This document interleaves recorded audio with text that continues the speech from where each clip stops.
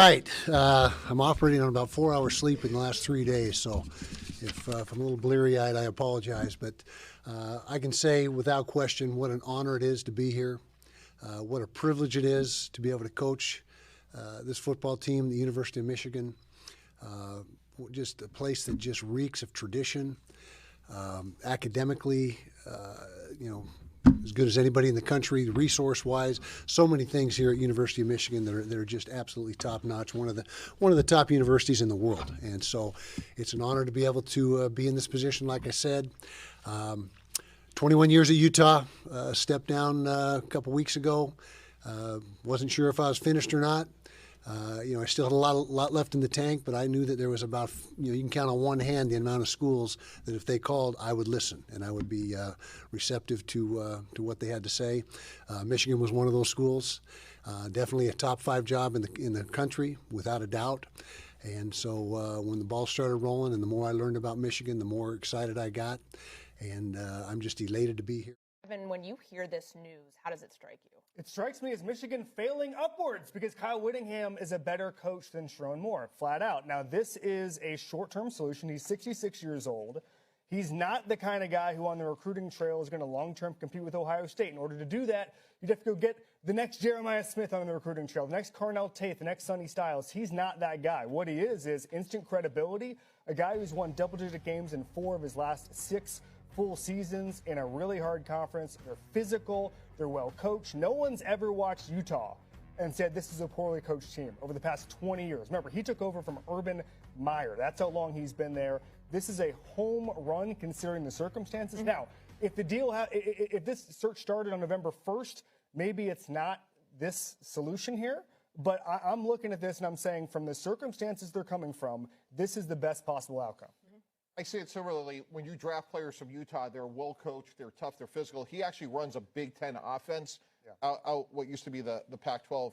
And when you look at some of the other candidates, what they were looking at, the younger offensive guys, be it certainly Eli Drakowitz, Kenny Dillingham, Jed Fish. This is sort of like a different version of an old school credibility culture setter. And to Kevin's point, I think in 2 to 3 years, you're probably looking at, hey, all right, how do we close the gap on Ohio State? But this certainly gives them credibility from day one he walks in. And the other thing we got to remember is the transfer portal opens up on January 2nd. Think about an NFL team heading into free agency without a head coach. They had to get something done right now. Well, I think the thing about Whittingham is the man that he is. Having coached at Utah for 21 years, he's a culture setter. This is also a team that lost Aaron Lowe. This team lost Ty Jordan. His ability to keep that team together, but also keep those young men's memories alive.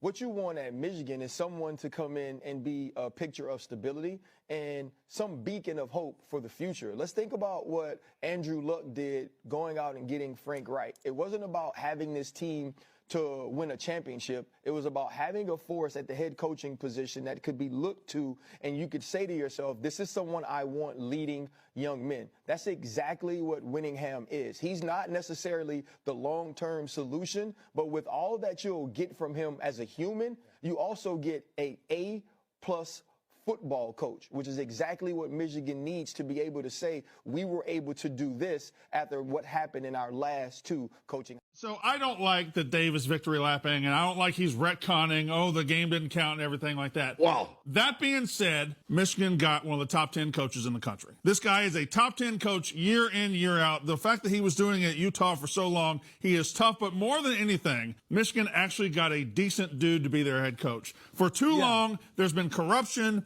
and there's been cheating, and there's been all these things. Sharon Moore, Jim Harbaugh, the Dave Portnoys of the world have been representing Michigan for too long. Bad human beings. Now they got an actual decent human being to get in there and root out the corruption. And I can't say a bad thing about this hire. This is an elite hire.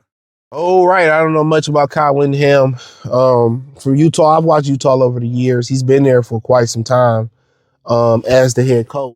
Been there since '95 as a positional coach. He's been a head coach, I think they said, since 2005. So, or some crazy stuff like that. He's been there for a long, long time. 66 years old. He was a linebacker. Played for the Denver Broncos. Played for the LA Rams. Started as a grad assistant in BYU. I guess this was the best man for the job, according to Michigan. I don't know if they knocked on Nick Saban door, Urban Meyer door, Dabo Sweeney door. I don't know who else out there. You know, didn't get a chance to go after Lane Kiffin. Obviously, what happened with Sherrone Moore happened a little bit later. So, Utah has been a solid program. Even when Urban Meyer was there, he's won 2 Pac-12 championships there, 4 Pac-12 South Division championships. So they made a great pivot. And he won a 2008 Mountain West championship. So they made a great pivot from the Mountain West to the Big 12. In Utah, he will pretty much come to Michigan with more resources and Michigan behind him. He's 66 years old. So obviously, you've seen him with the Detroit Lions. They went from a shrewd dictator type of head coach to Matt Patricia to a player's coach. You know, a lot of times you see them go from, the Raiders went from a younger coach in Antonio Pierce to a geriatric coach, an ARP coach in Pete Carroll. All right. So, you know, what did Michigan do? They follow suit. It's always the opposite. You got an offensive coach, want to get defensive coach. This situation, you had a young Sherrone Moore, who was probably too young for the job, obviously showed his immaturity, and they went with an older guy. But yeah, I watch Utah through the years every now and again. They usually got good quarterbacks. I mean, good players. Devin Lloyd, good linebacker. You know, he'll be able to still recruit out there, out west. He had a pipeline all over the country now, being in Michigan, the type of finances you got behind you, the type of education you get at Michigan. We'll see what he do. You know, in Michigan and Michigan State, I believe the Michigan State still got that coach from the Pac-12, Oregon State. So, like I said, I just know from watching, I didn't know he was at Utah that long, but it's a hell of a program. I heard, I had read that they was pushing him out the door anyway. So, now if he can make something jump like a car battery, that'd be interesting. That's the question. Can he make something happen with this team? You know, Bryce Underwood stand. We heard what the dude from Barstool Sports said. Oh, he'd be pretty shrewd to ask us for more money or something like that. And it's like, you know, at the end of the day, I don't think he said so. It's just hypothetical, but I'm pretty much sure more places will probably up the dollar amount on him, you know, but it's just to the point where, you know, a rich asshole gonna be a rich asshole. David Pinoy, what's his name? He's an asshole. You can tell. Entitled asshole. You know? And they figure out if I buy something, it better work. It doesn't work like sports don't work like that. That's why I see a lot of owners get into sports. Basically a lot of these alumni that got money is buying players and they seeing that, oh, my money is development. These are like new addition, boys coming to men. You're not going to be this superstar from day one when you get on campus. I'm pertaining to Bryce Underwood. What he did was extraordinary. Not too many true freshmen under that situation can do what he did. So y'all think about, oh, he gonna come in and be the great. Like, yeah, it sounds good, but he's a child. He's a young child. So, and then Sherrone Moore's offense is just so prehistoric. They didn't give him a lot of great receivers, so it wasn't a lot of great support. So we'll see what Kyle Whittingham will do. What he gonna bring to this organization? I'm guessing Bryce gonna stick around, but it is the best man for the job. It's the best man for the job. I can't argue it. I'm not gonna argue it.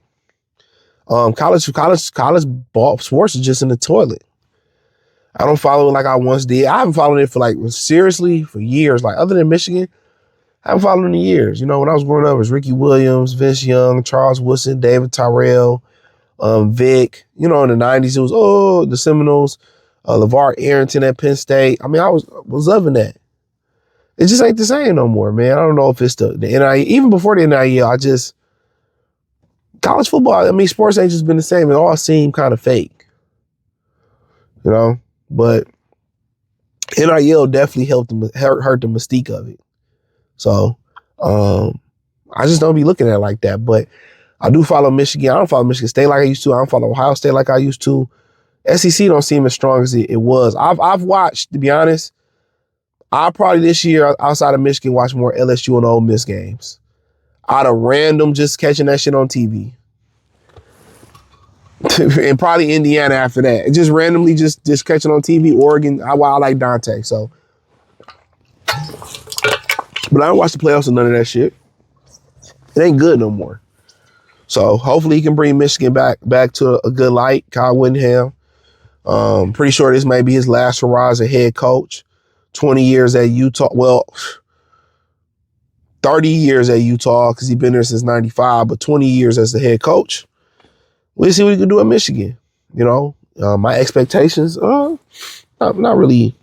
I don't know what to think.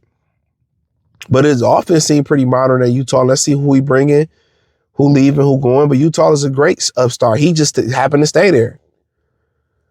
Urban Meyer launched his career at Bowling Green, launched his career at Utah. You know, Utah is a good school. You know, good school. Now he coming to Michigan. The weather might be a little bit different. Definitely the conference is a little bit more physical. But a lot of those Pac-12 teams join the Big Ten. So he'll be familiar with a lot of those guys, recruiting wise. So, but yeah, I don't really feel a certain type of way about it. I just don't know enough about them. But I've watched Utah through the years, the last 20-some years, even since Urban was there. It's a good program, you know. One of my favorite players, Devin Lloyd, came from there. They produced some good ones there. So his pipeline, the blue chippers, see what he can do with it. But they went older. I'm not surprised they went older. You know, when they give opportunities to young guys like Sharon Moore, you can't fuck that up for the rest of the young guys, you know. But hey, thumbs up the video, share the video, subscribe to the channel, check out the College Sports Talk playlist. Hit the link tree. You can find me on X, Facebook, Kick, Twitch, Instagram, Spotify, Anchor, Cash App, Venmo, PayPal, Amazon, Kick, Twitch, the whole nine. Wherever I'm at, decide the link tree. Let me know what y'all think about Kyle Whittingham. I don't know much about it. I know about the program. And the program has been pretty solid for the last few years. Peace. And just to be clear, do you dislike Ohio State, or is that something you have to learn how to do? I do now, I guess, but but like I said, I followed them for quite a while. Me and Urban were on the same staff at Utah. I was his defense coordinator, so there was a real tight bond there, and I followed his career and obviously stayed in touch throughout the course of his career and had great success there. But now I'm on the right side of the deal now. So, yeah.